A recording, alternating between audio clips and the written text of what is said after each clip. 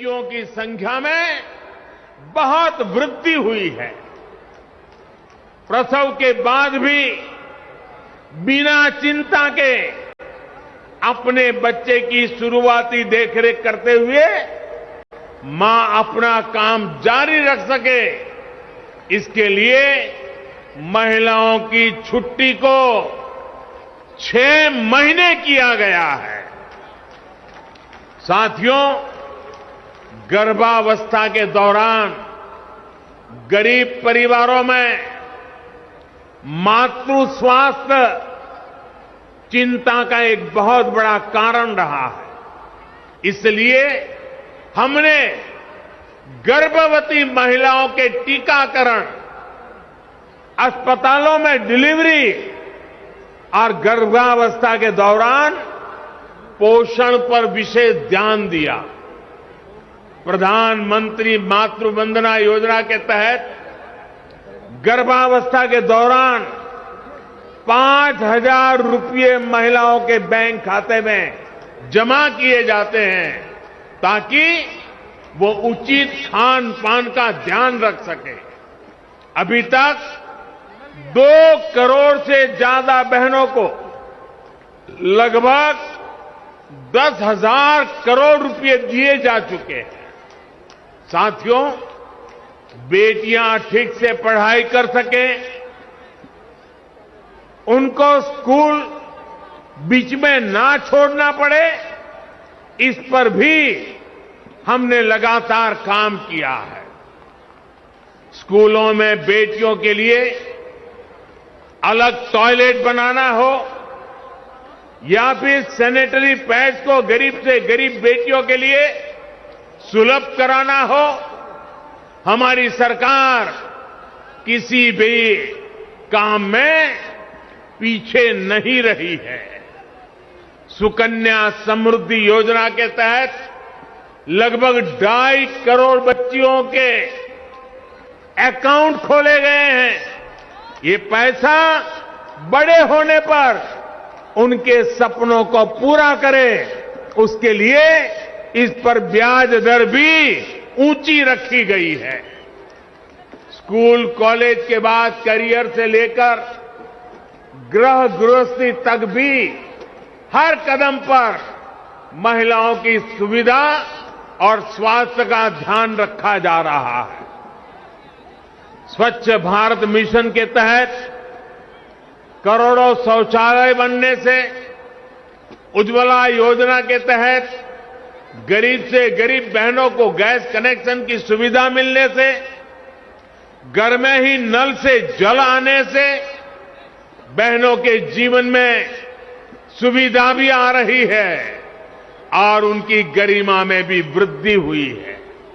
साथियों, आयुष्मान भारत योजना के तहत भी सबसे अधिक लाभ अगर किसी को हुआ है तो वो हमारी बहनें ही हैं। चाहे वो अस्पतालों में डिलीवरी हो या फिर दूसरा इलाज, पहले पैसे के अभाव में बहनों के जीवन पर संकट रहता था। अब 5 लाख रुपए तक के मुफ्त इलाज की सुविधा मिलने से उनकी ये चिंता दूर हो गई है।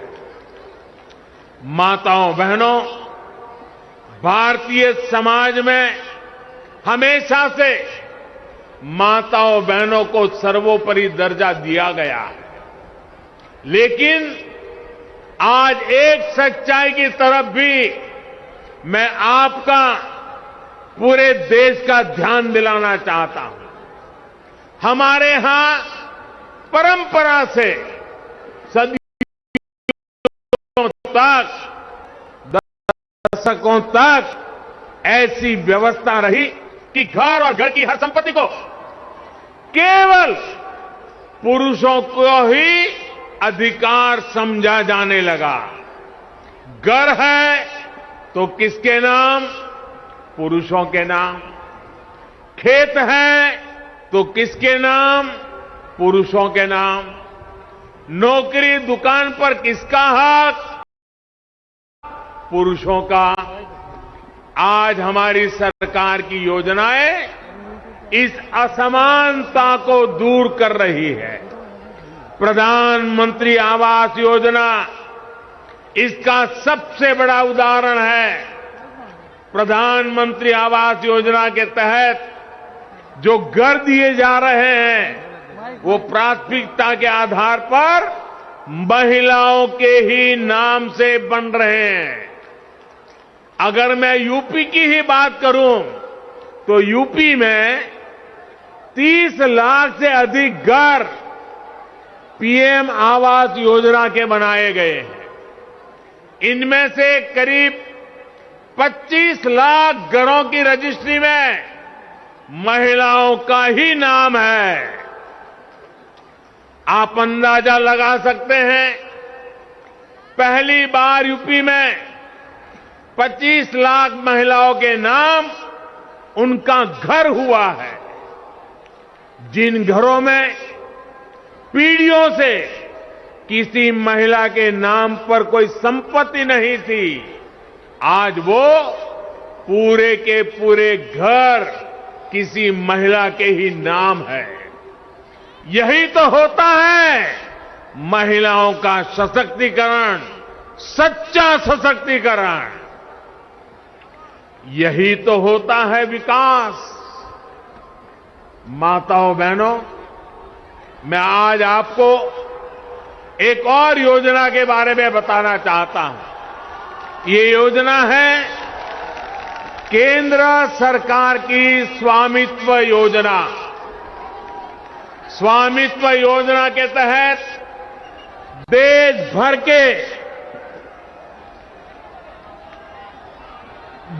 भर के गांवों में घरों को जमीन के ड्रोन से तस्वीर लेकर घर के मालिकों को प्रॉपर्टी के कागज दिए जा रहे हैं। घरौनी दी जा रही है। ये घरौनी देने से घर की महिलाओं को प्राथमिकता दी जा रही है। अगले कुछ वर्षों में उत्तर प्रदेश के गांव में योगी जी की सरकार हर घर की मैपिंग कराकर ऐसे ही घरौनी देने का काम पूरा कर लेगी।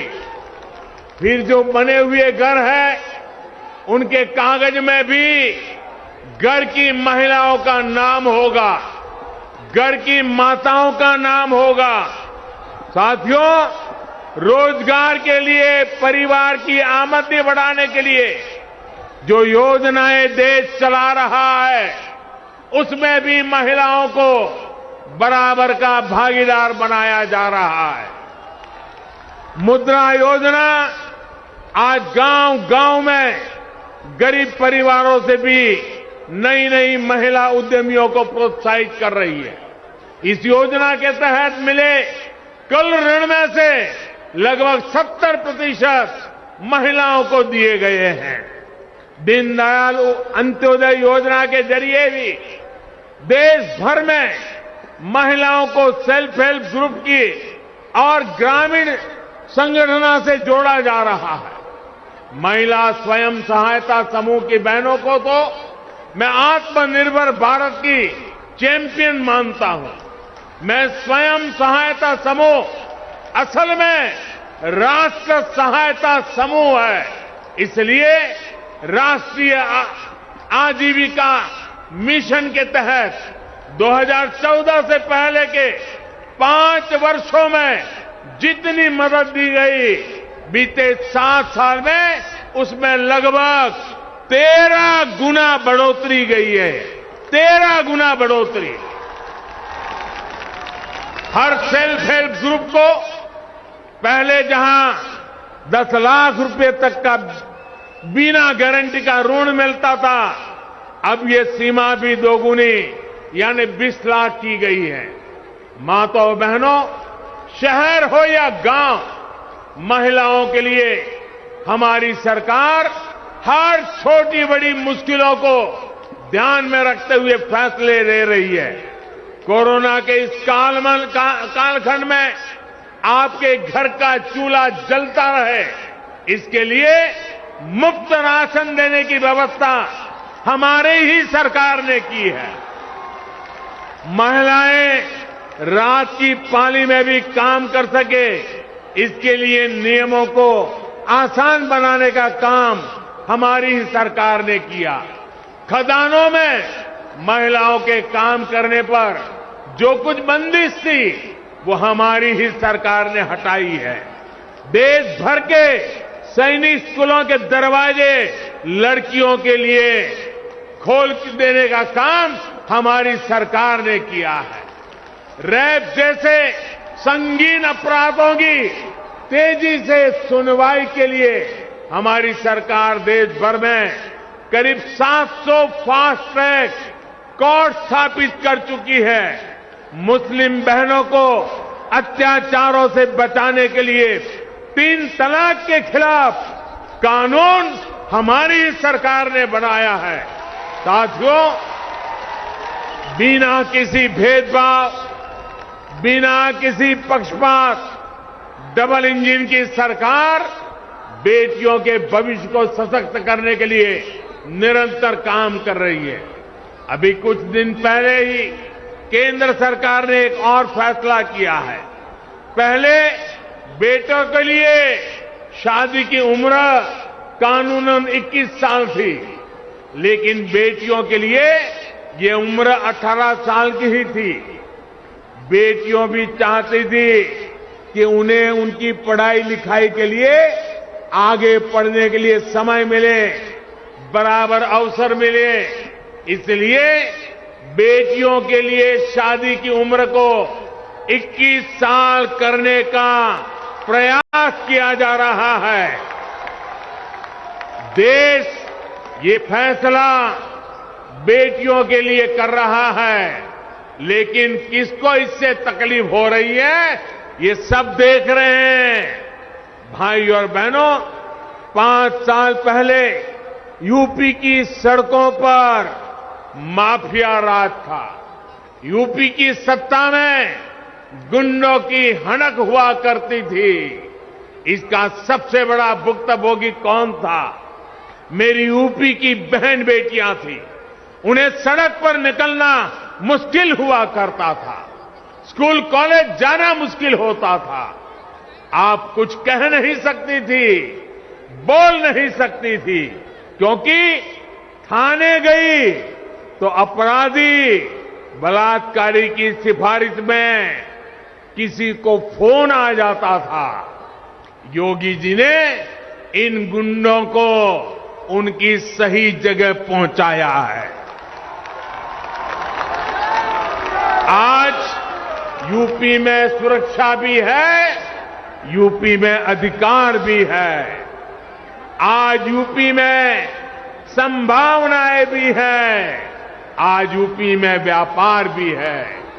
मुझे पूरा विश्वास है, जब हमारी माताओं बहनों का आशीर्वाद है, इस नई यूपी को कोई वापस अंधेरे में नहीं धकेल सकता।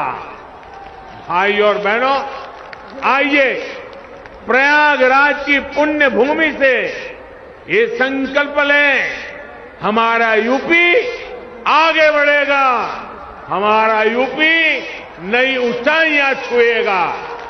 आप सभी माताओं बहनों, आपके आशीर्वाद के लिए, आपके समर्थन के लिए और यूपी के आगे बढ़ाने में आपकी सहभागिता के लिए मैं फिर से एक बार आपको आदरपूर्वक नमन करता हूं।